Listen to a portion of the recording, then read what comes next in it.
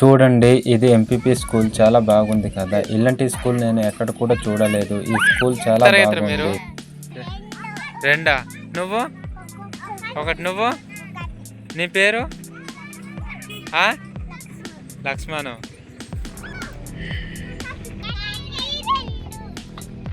ఒకటి రెండా?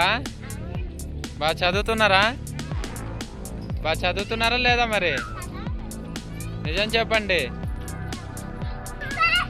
నువ్వు ఏ తరగతి? ఫోర్తా? నువ్వు సెకండా? బాగా చదువుతున్నావా?